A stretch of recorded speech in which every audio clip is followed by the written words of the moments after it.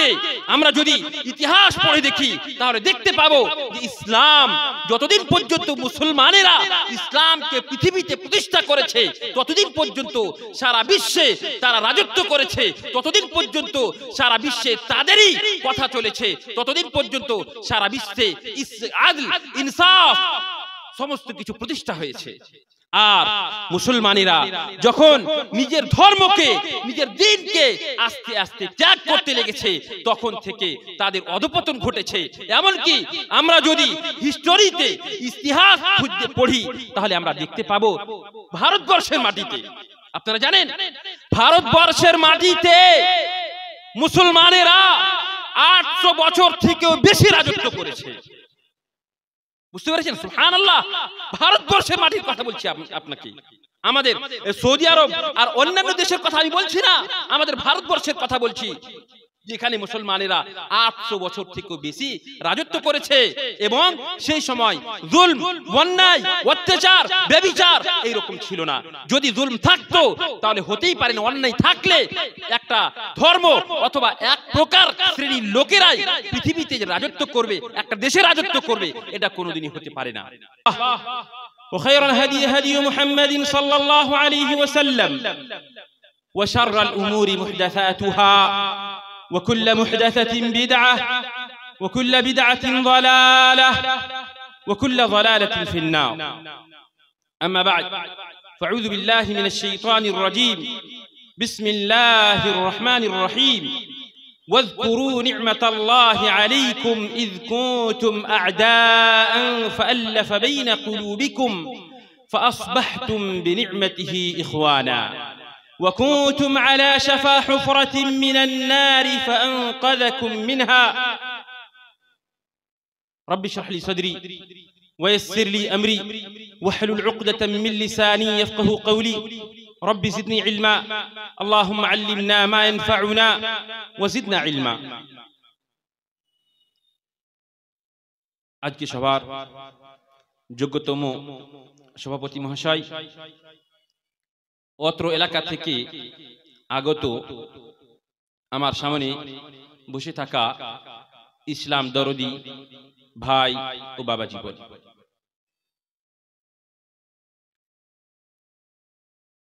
আমরা যারা এখানে বসে আছি তাদের যে কতটা মর্যাদা, ইসলাম মানুষকে কি মর্যাদা দিয়েছে, এই সম্পর্কে যেহেতু আমার বিষয় আলোচনা, তো আমরা যারা বসে আছি এই সমস্ত লোকের আল্লাহ রাব্বুল আলামিনের কাছে কতটা গুরুত্ব, সম্মান, মর্যাদা আমাদের জানা দরকার। কেউ হয়তো আসরের পর থেকে বসে আছেন, কেউ মাগরিব পরে থেকে এসেছেন, আবার রাত্রি 10:30টার পরে পর্যন্ত বসবেন। তো আমরা যারা এখানে বসে থাকবো, আপনারা যারা বসে থাকবেন, তাদেরকে আল্লাহ রাব্বুল আলামিন কি ফজিলত দিয়েছেন, তাদের কি গুরুত্ব দিয়েছেন, আপনি আমি ভেবেও কল্পনা করতে পারবো না। রাসূলুল্লাহ সাল্লাল্লাহু আলাইহি ওয়াসাল্লাম হাদিসের মধ্যে বলছেন, মাজতামা কওমুন ফি বাইতিন মিন বুয়ুতিল্লাহ ইয়াতলুনা কিতাবাল্লাহ ওয়া ইয়াতাদারাসুনাহু ফিমা বাইনাহুম ইল্লা হাফাতহুমুল মালায়েকা ওয়া গাশিয়াতহুমুর রাহমাহ ওয়া নাযালাত আলাইহিমুস সাকিনাহ ওয়া যাকারাহুমুল্লাহু ফিমান ইনদাহু। যারা এইভাবে আল্লাহ রাব্বুল আলামিনের যিকর আযকার করবে, আল্লাহ রাব্বুল আলামিনের কোরআনের গবেষণা করবে, আল্লাহ রাব্বুল আলামিনকে স্মরণ করবে বসে, বিশেষ করে ফি বাইতিন মিন বুয়ুতিল্লাহ বলা হয়েছে আল্লাহর ঘরে, এবং জুইলাত লিয়াল আরদু কুল্লুহা মাসজিদান ওয়া তাহুরা বলা হয়েছে হাদিসে। সারা পৃথিবী আমাদের জন্য আল্লাহ রাব্বুল আলামিন সারা পৃথিবীকে মসজিদ বানিয়েছেন। তো আমরা যারা এখানে বসে আছি তাদের সম্পর্কে রাসূলুল্লাহ সাল্লাল্লাহু আলাইহি ওয়াসাল্লাম বলছেন, ইল্লা হাফাতহুমুল মালায়েকা, ফেরেশতারা আমাদের উপরে তাদের ডানাকে ছেয়ে রেখেছেন। ওয়া গাশিয়াতহুমুর রাহমাহ, আল্লাহ রাব্বুল আলামিনের রহমত আমাদেরকে ছেয়ে রেখেছে। আর ওয়ানাযালাত আলাইহিমুস সাকিনাহ, আল্লাহ রাব্বুল আলামিনের শান্তি আমাদের উপরে বর্ষণ হচ্ছে।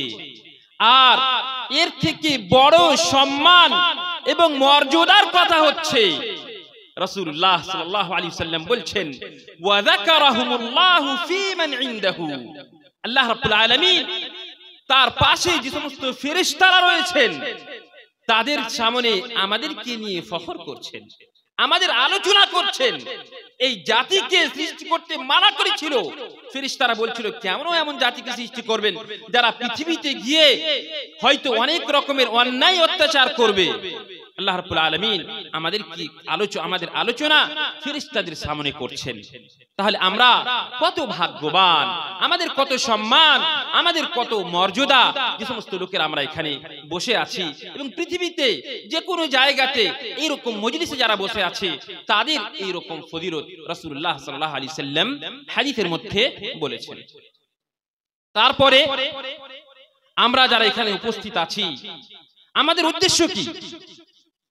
আমাদের আসার এখানে উদ্দেশ্য এটা নয় যে আমরা বক্তাদেরকে মূল্যায়ন করব অথবা শুধুমাত্র কোরআন হাদিসের সুন্দর সুন্দর আলোচনা আমরা এখান থেকে শুনে চলে যাব, এটা কিন্তু নয়।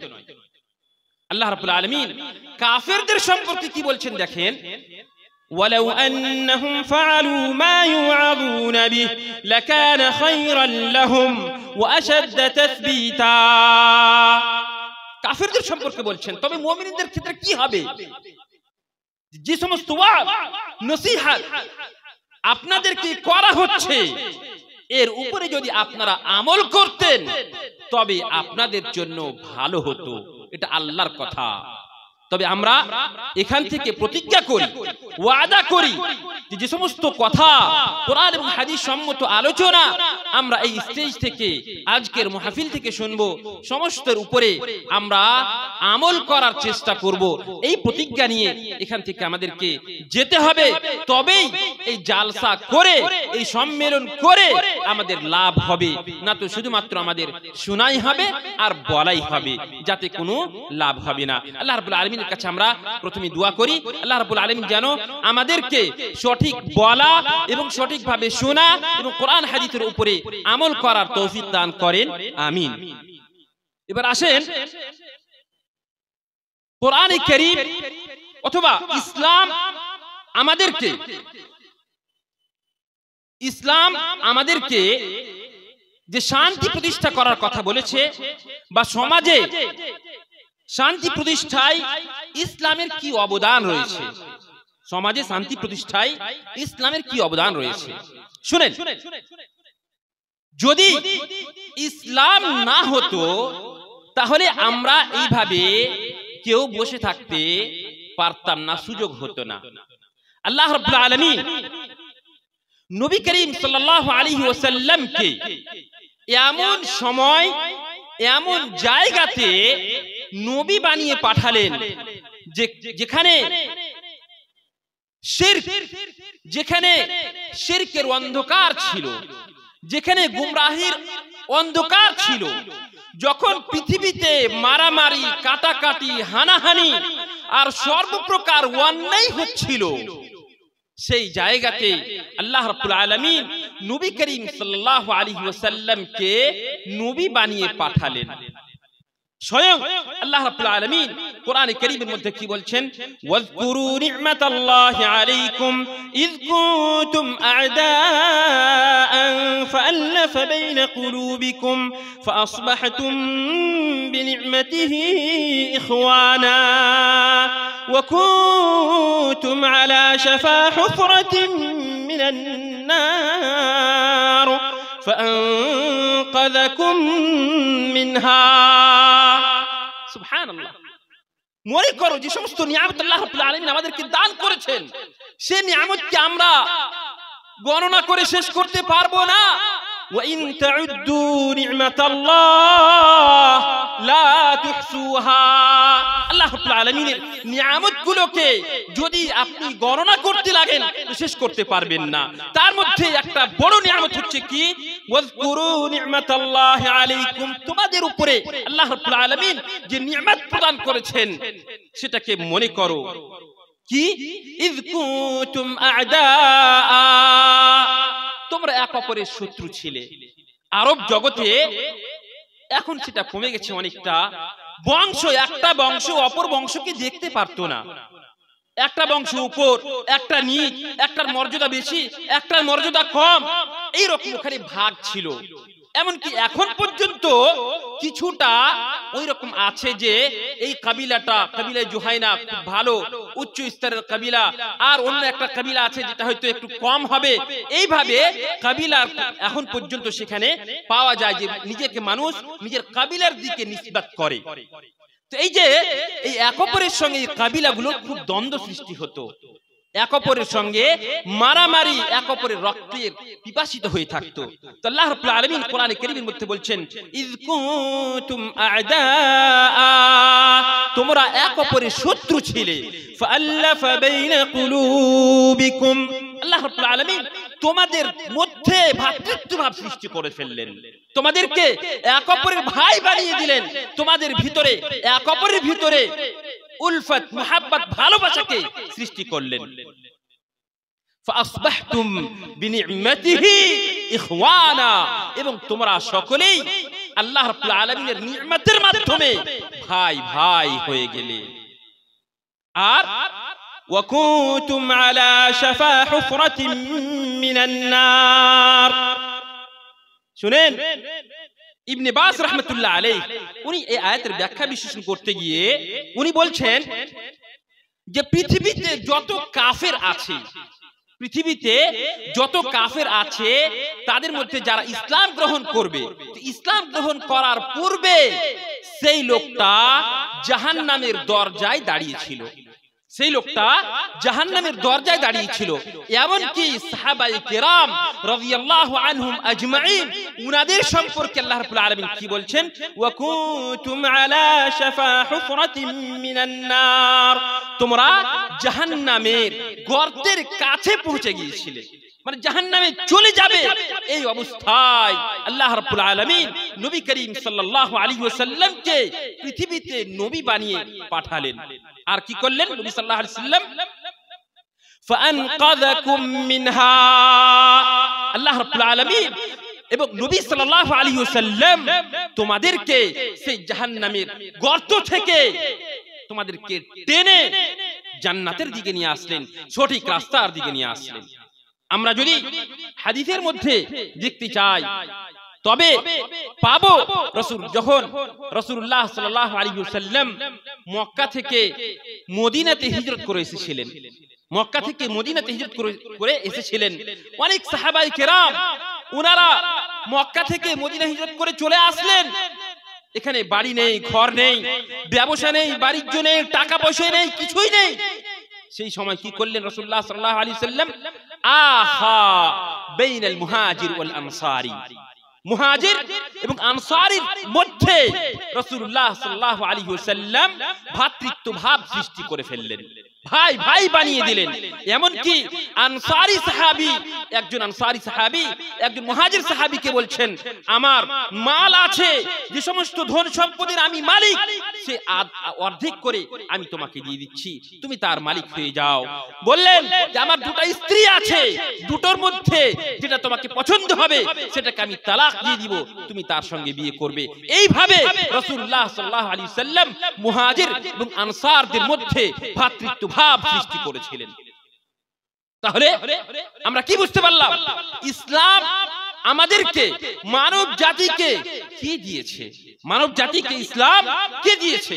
তো মানব জাতিকে ইসলাম পৃথিবীতে মানবিকতা শিখিয়েছে। ইসলাম পৃথিবীতে মানব জাতিকে মানবতা শিখিয়েছে। মানবতা ছিল না, প্রত্যেকটা মানুষকে তার অধিকার দিয়েছে, তার হক দিয়েছে। আরব আজমদের মধ্যে কোনো পার্থক্য রাখেনি। রাসূলুল্লাহ সাল্লাল্লাহু আলাইহি সাল্লাম নিজে বলেছেন লা ফারকা বাইন আরাবিয়্যিন ওয়ালা আজমি ওয়ালা আজমিয়্যিন আলা আরবি ইল্লা বিত্তাকওয়া। কোন আরবের সঙ্গে কোন আজমের কোনো পার্থক্য নেই। কোন আজমের মধ্যে মানে যারা আরব নয় তাদের মধ্যে এবং আরবদের মধ্যে কোনো পার্থক্য নয়। পার্থক্য হচ্ছে তাকওয়ার মাধ্যমে। আল্লাহর ভয় যার ভিতরে যত থাকবে সে বেশি আল্লাহ রাব্বুল আলামিনের কাছে সম্মানীয়। আল্লাহ রাব্বুল আলামিন কোরআনে কারীমের মধ্যে বলছেন ইন্না আকরামাকুম ইনদাল্লাহি আতকাকুম, তোমাদের মধ্যে সবথেকে সম্মানীয় ব্যক্তি সেই যার তাকওয়া বেশি, যার পরহেজগারি বেশি, যে ব্যক্তি আল্লাহ রাব্বুল আলামিনের হারাম করা জিনিস থেকে বেশি বেশি বাঁচতে পারবে, সেই লোকটা আল্লাহ রাব্বুল আলামিনের কাছে বেশি সম্মানী। ভাই বাবাজি, তাহলে আমরা কি বুঝতে পারলাম? আমাদের মধ্যে আমরা মানুষকে সম্মান কিভাবে দেব বা ইসলাম মানুষকে সম্মান কিসের মাধ্যমে দিয়েছে এটা আমরা জানতে পারলাম যে তাকওয়ার মাধ্যমে ইসলাম মানুষকে সম্মান দিয়েছে।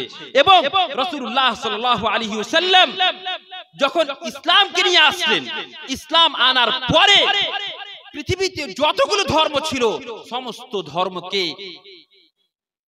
বাতিল বলে ঘোষণা করে দেওয়া হলো। اليوم أكملت لكم دينكم وأتممت عليكم نعمتي ورضيت لكم الإسلام دينا।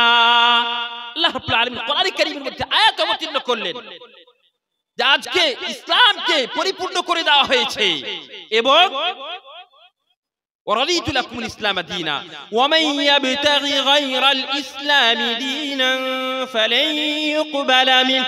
ইসলাম ছাড়া যদি কোনো মানুষ অন্য কোনো ধর্মকে খুঁজতে যায় তবে আল্লাহ রাব্বুল আলামিন তার কাছ থেকে সেই দ্বীনকে, সেই ধর্মকে গ্রহণ করবেন না, মেনে নেবেন না।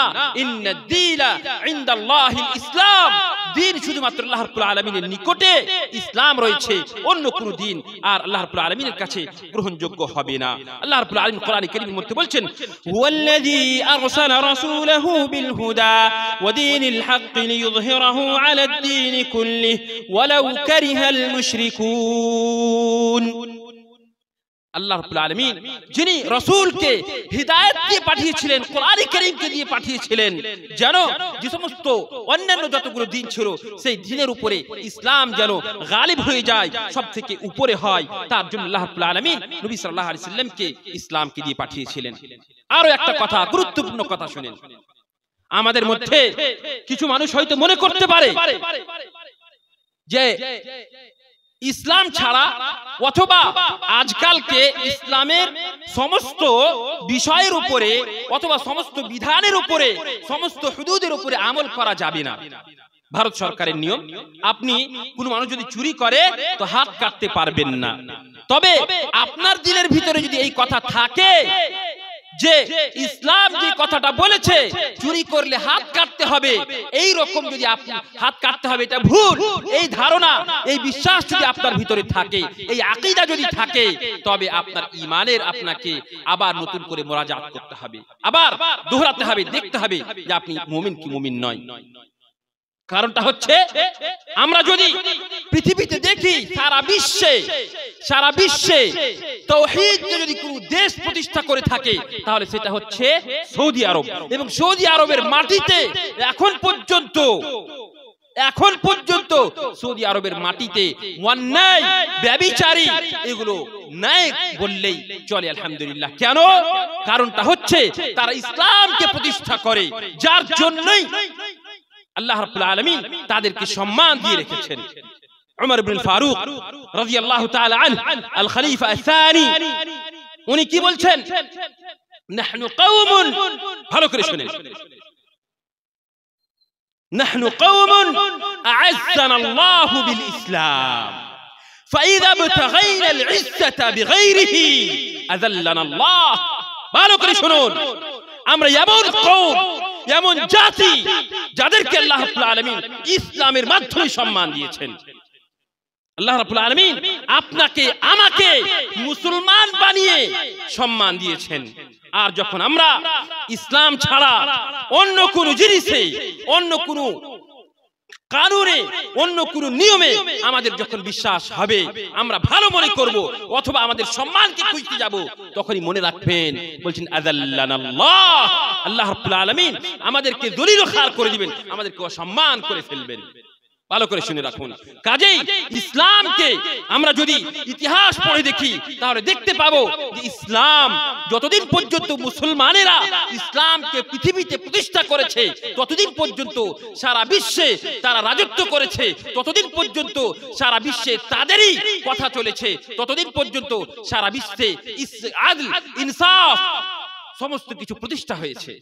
আর মুসলমানেরা যখন নিজের ধর্মকে, নিজের দ্বীনকে আস্তে আস্তে ত্যাগ করতে লেগেছে, তখন থেকে তাদের অধঃপতন ঘটেছে। এমনকি আমরা যদি হিস্টোরিতে ইতিহাস খুঁজতে পড়ি তাহলে আমরা দেখতে পাবো ভারতবর্ষের মাটিতে, আপনারা জানেন ভারতবর্ষের মাটিতে মুসলমানেরা 800 বছর থেকেও বেশি রাজত্ব করেছে।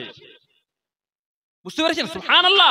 ভারতবর্ষের মাটির কথা বলছি আপনাকে, আমাদের সৌদি আরব আর অন্যান্য দেশের কথা আমি বলছি না, আমাদের ভারতবর্ষের কথা বলছি, যেখানে মুসলমানেরা 800 বছর থেকেও বেশি রাজত্ব করেছে।